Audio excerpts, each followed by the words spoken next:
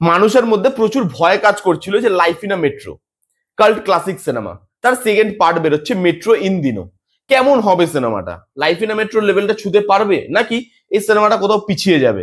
দেখলাম আমি metro in দিনো, কেমন লাগলো সেটা নিয়ে কথা বলবো এই ভিডিওতে। এবং প্রথমেই আপনাদের সব থেকে বেশি করা প্রশ্নটার উত্তরটা দিয়ে দিই যে ভাই লাইফ ইন আ মেট্রোর মতো হলো কি না। না, সেটা অডিয়েন্সও আগে থেকেই জানতো এবং মেকার্সরাও জানতো যে আমরা লাইফ ইন আ মেট্রো লেভেলটাকে টাচ করতে পারবো না। তাই এই সিনেমাটা দেখতে দেখতে আমার মনে হয়েছে যে তারা না সেই প্রেশারটাও নেয়নি যে লাইফ ইন আ মেট্রোর অডিয়েন্সটাকে ক্যাটার করতে হবে, এই সিনেমাটাকেও কাল্ট ক্লাসিক্যাল বানাতে হবে। এই জিনিসের প্রেশারটা হয়তো মেকার্সরা নেয়নি এবং সেটা আমার মুভি দেখতে দেখতে মনে হয়েছে বারবার। তারা একটা সুন্দর সিনেমা বানানোর চেষ্টা করেছে, যেই সিনেমাতে লাইফ ইন আ মেট্রোর অডিয়েন্সটাও কিছু পাবে এবং যারা লাইফ ইন আ মেট্রো দেখেনি সেই অডিয়েন্সটাও কিছু না কিছু নিয়ে বাড়ি যাবে। সেই জিনিসটা কিন্তু আমার বেশ ভালো লেগেছে। তারা সেই প্রেশারটাকে নিজেদের ওপরে আসতে দেয়নি, সেটা আমার সিনেমাটা দেখতে একটু বারবার মনে হয়েছে। এইবার এই সিনেমার গল্পটা বলি। একটা শহর, সেই শহরে থাকা মানুষ এবং সেই প্রত্যেকটা মানুষের জীবনে কিছু না কিছু হচ্ছে।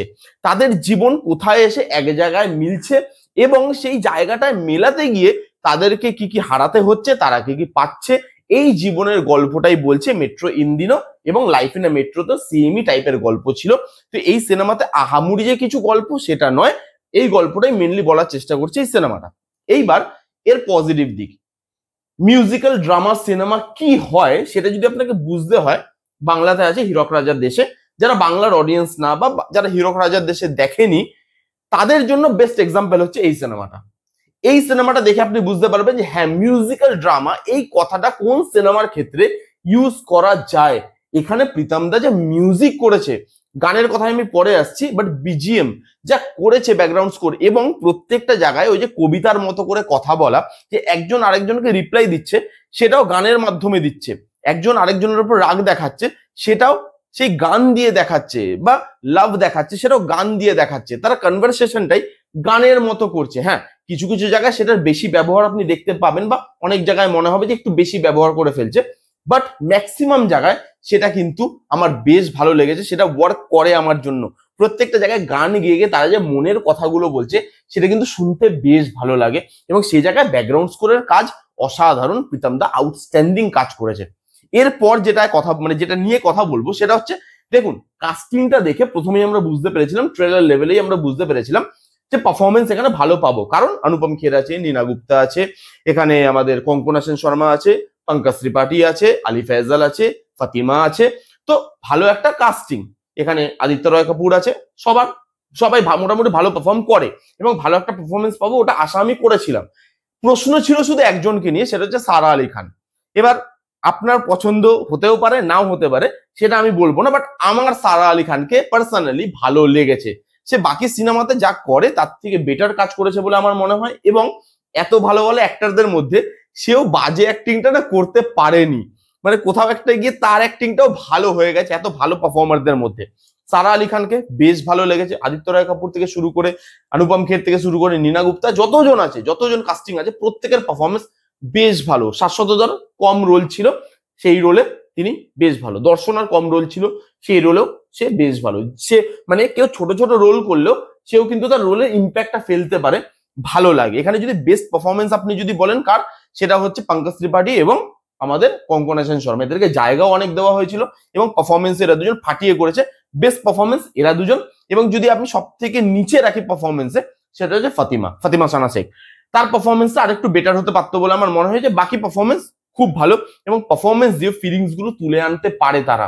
এবং এইখানে পারফরমেন্সের জন্য যে যে মোমেন্টস গুলো তৈরি হয় সেগুলো ভালো। এখানে কি সুন্দর মোমেন্টস তৈরি হয়েছে, সেই মোমেন্টস গুলো কিন্তু তৈরি হয়। এবং খালি কাপলদের নয়, এটা খালি কাপলদের গল্প নয়, এটা একটা বাবা মেয়েরও গল্প, এটা একটা মেয়ে এবং তার বন্ধুরও গল্প। সেই বন্ধুরা আমি বললাম না, সেটা আপনি সিনেমা দেখলে বুঝতে পারবেন। তো এটা খালি কাপলদের যে গল্প তা নয়, এই যে সম্পর্কগুলো, সম্পর্কের গল্প, সেই সম্পর্কের মধ্যে ফিলিংসটা ছিল, প্রাণটা ছিল, মোমেন্টস গুলো উঠে আসতে মানে উঠে আসে। এখানে একটা বাবা তার মেয়েকে বকছে এবং তারপরে বাবাই কাঁদছে, সেই জায়গাটা বেশ ভালো। একটা মেয়ে আরেকজনকে চুমু খেতে যাচ্ছে এবং তারপরে সে দূরে চলে যাচ্ছে। বুঝতে পারছি যে আমি কি বলছি সেটা হয়তো রিলেট করতে পারছে না যারা যারা দেখেনি, দেখলে আপনি বুঝতে পারবেন। তো সেই যে সম্পর্কগুলো, তারপরে তো কাপলগুলো ছিলই, সেই সম্পর্কগুলো না খুব ভালোভাবে উঠে আসে, মোমেন্টস গুলো তৈরি করতে পারে। এখানে ডায়লগের কাজ বেশ ভালো, এখানে কিছু কিছু ক্যামিও আছে, সেই ক্যামিও গুলো কিন্তু বেশ ভালো। ক্যামিও গুলো আমি বলছি না, সিনেমাতে আপনারা দেখতে পাবেন ক্যামিও গুলো বেশ ভালো ইউজ করা হয়েছে। এখানে যেভাবে জিনিসপত্রগুলোকে রাখা হয়েছে, যেভাবে স্টোরি টেলিংটা করা হয়েছে, সেটা কিন্তু ভালো। ম্যাক্সিমাম জায়গায় সেই জিনিসগুলো ওয়ার্ক করে, যে হ্যাঁ সম্পর্কের গল্প, তার মধ্যে কমেডি আছে, ড্রামা আছে, দুঃখ আছে, একটা জীবনে যা যা থাকে আর কি, একটা জীবনে সেই সব জিনিসগুলো থাকে যেগুলো সিনেমাতে দেখানো হয়েছে। দুঃখ থাকে, রাগ থাকে, অভিমান থাকে, সেখানে পাওয়া থাকে, না পাওয়া থাকে, সেই জিনিসগুলো সব মিলিয়েই আমাদের জীবন। এবং সেই জিনিসগুলোকে যেভাবে তুলে আনে স্টোরি টেলিং এর মাধ্যমে, গানের মাধ্যমে, এবং তার সাথে সবার পারফরমেন্স থেকে শুরু করে ভালো ভালো মোমেন্টস থেকে শুরু করে, সেই জিনিসগুলো কিন্তু বেশ ভালো। এবং গানের কথাই যখন আসলো, লাইফ ইন আ মেট্রো সিনেমাটা গানটাকে বাদ দিয়ে আমরা ভাবতে পারি না। সেখানে আউটস্ট্যান্ডিং কিছু গান ছিল, যে গানগুলো আজও কিন্তু আমাদের মনে বসে আছে। এই সিনেমার গানগুলো কিন্তু সেই লেভেলের হয়নি। পজিটিভ দিকে রাখবো আমি দুটো গান, যেই দুটো গান আমার সব থেকে বেশি ভালো লেগেছে, একটা হচ্ছে কায়দে এবং একটা হচ্ছে জামানা লাগে। এই দুটো গান খুব ভালো এবং এই দুটো গান প্রপারলি যায়। বাকি গানগুলো আমার সেরকম পছন্দ হয়নি। এবং আমি নেগেটিভ দিকে চলে আসছি, প্রথমে গান দিয়ে শুরু করছি। বাকি গানগুলো আরো বেটার হতে পারতো, ব্যাকগ্রাউন্ড মিউজিকটা ভালো, ওই দুটো গান ভালো। বাকি গানগুলো কোথাও না আমার খুব ফিকে মনে হয়েছে। হয়তো সিনেমা দেখতে দেখতে আপনার গানগুলো শুনতে ভালো লাগবে, কিন্তু বেরিয়ে এসে মনে থাকবে না। বেরিয়ে এসে আলবিদাটা যেরকম মনে ছিল, বা বেরিয়ে এসে ওই রিশতে গানটা যা মনে ছিল আপনাদের, সেই রকম মনে ধরে রাখতে পারবে না গানগুলো। এখানে গানগুলো একটু ফিকে হয়ে গেছে ওই দুটো গান বাদে। এবং এখানে কিছু কিছু মানে কি বলবো, রিলেশনশিপ আছে যেগুলোকে আরো ভালো করে ওয়ার্ক করাতে হতো, আরো ভালো করে স্পেস দিতে হতো। এখানে অনেক রিলেশনশিপ একসাথে দেখাচ্ছে, যার জন্য কি হয়েছে না, ওই মেজারমেন্টে একটু গন্ডগোল হয়ে গেছে মেকারসদের, যে কোনটাকে আমি কতটা রাখবো।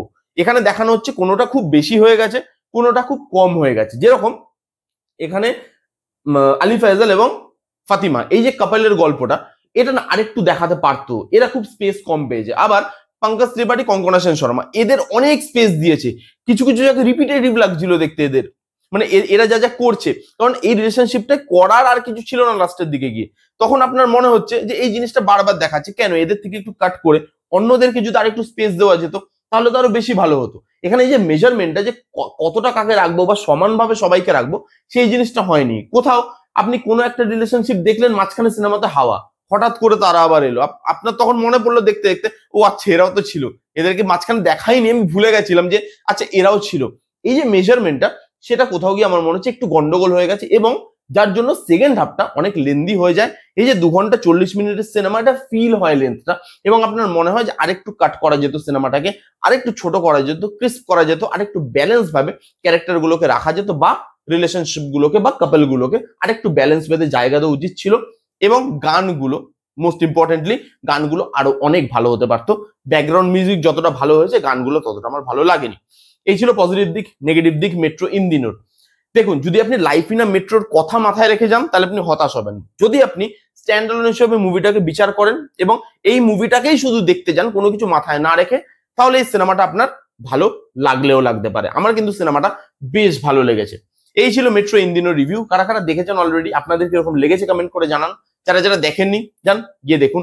কেমন লাগলো রিভিউটা জানাতে ভুলবেন না। ভালো লাগলে please give a Thums up, like করবেন, কমেন্ট করবেন, শেয়ার করবেন, চ্যানেলটাকে মাস্ট মাস্ট সাবস্ক্রাইব করবেন। দেখা হচ্ছে নেক্সট কোনো ভিডিওতে, ততক্ষণ bye bye, take care and be safe.